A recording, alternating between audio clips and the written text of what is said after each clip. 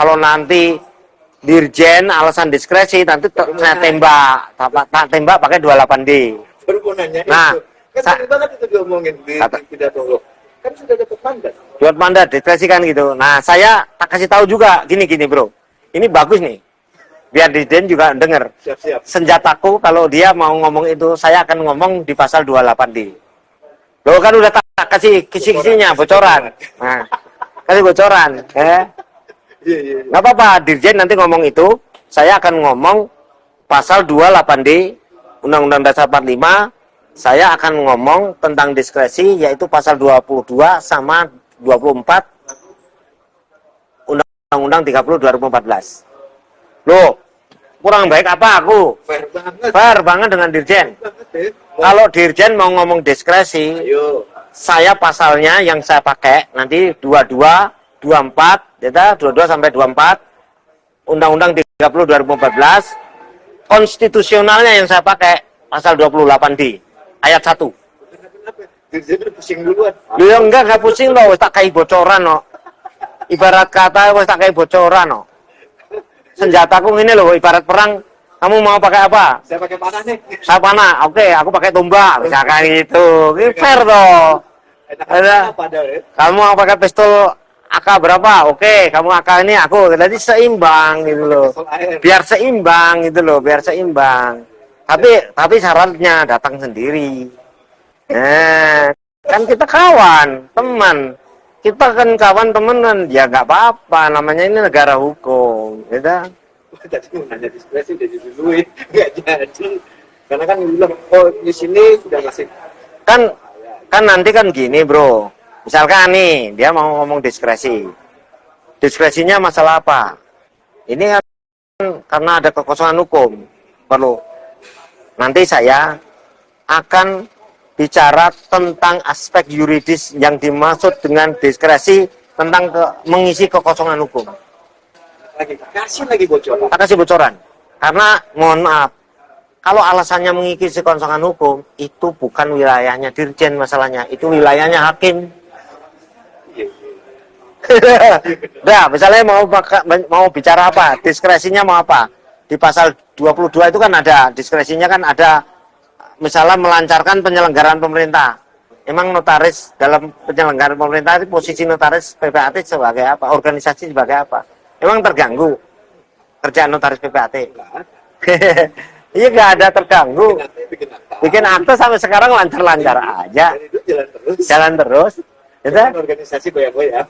Kan nggak mengganggu sebenarnya secara ini pemerintahan. Yang terganggu kan organisasi ini kan karena pasal hak asasi kita, hak asasi anggota, kebebasan kita.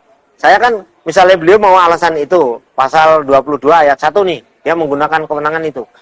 Oke, saya tembaknya pakai apa? Saya tembaknya pakai pasal 5 ayat 2. Oh, lu tak bocorin.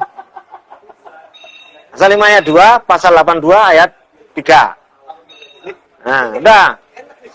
Lu enak bro, tenang sama aku enak. Mau berperang tuh. Mau perang, kamu pakai pasal ini, aku pasal ini. Kamu pasal ini, aku pasal ini. Gitu. Nanti kita tinggal berargumen di depan hakim. Tinggal berargumen di depan hakim. Itu. Dia tadi mau kekosongan hukum, oke.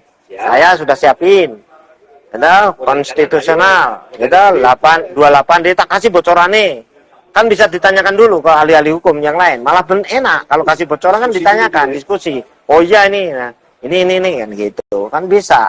Misalkan dia mau pakai apa? Misalkan dia mau menggunakan memberi kepastian hukum, oke? Kalau dia nanti menggunakan keadaan kepastian hukum, aku menggunakan asas kepastian hukum, ya. Yaitu nanti di asas kepastian hukum itu istilahnya itu justiciable, ya, justiciable, itu kepastian hukum itu untuk siapa? Untuk pencari keadilan, justiciable, asas. Loh iya harus gitu. Nah nanti mohon maaf, iya. Jadi kepastian hukum itu hanya bisa terhadap tindakan sewenang-wenang. Pertanyaan saya, yang melakukan tindakan sewenang-wenang siapa? Nah, nggak apa-apa. Lu saya idola saya dia. Gayanya salah. Nih, kalau lo berani ayo lawan gue. Bukan, saya nggak nantang. Saya mendengar beliau mau datang sendiri, mau menghadapi ini sendiri. Ya kalau seperti itu, alhamdulillah. Oke, ayo datang sendiri. Kamu, aku juga datang sendiri. Nggak usah pakai perwakilan-perwakilan. Aku nggak pakai pengacara kok. Nggak pakai pengacara aku. Aku kan pengen belajar juga aku. Hukum beracara. Kan pengen belajar juga aku. Langsung. Jadi jangan salah bro, bahwa kita mengadukan itu, menggugat itu, kemudian dikirain saya mencari. Enggak bro, saya enggak, saya tidak mendukung salah satu pihak subjektif enggak. Ini murni pure kepentingan saya juga pengen tahu sih cara beracara. Selama ini kan saya hanya ahli ngoceh, ahli ditanya mana surat tugasmu ini. Nah, sekarang saya enggak. Saya mau praktek sebagai pengacara, tapi bukan pengacara. Namanya prinsipal. Prinsipil yang langsung datang sendiri, ngurusin sendiri. Wow. Daftar sendiri, anu semua Hadapin hakim sendiri ya. Diperiksa sendiri. Bang, kalau kayak begini ntar pengacara nggak laku, Bang. Ya kan boleh, prinsip kan kita belajar. Nanti kan bisa tak tularkan ke mahasiswa saya.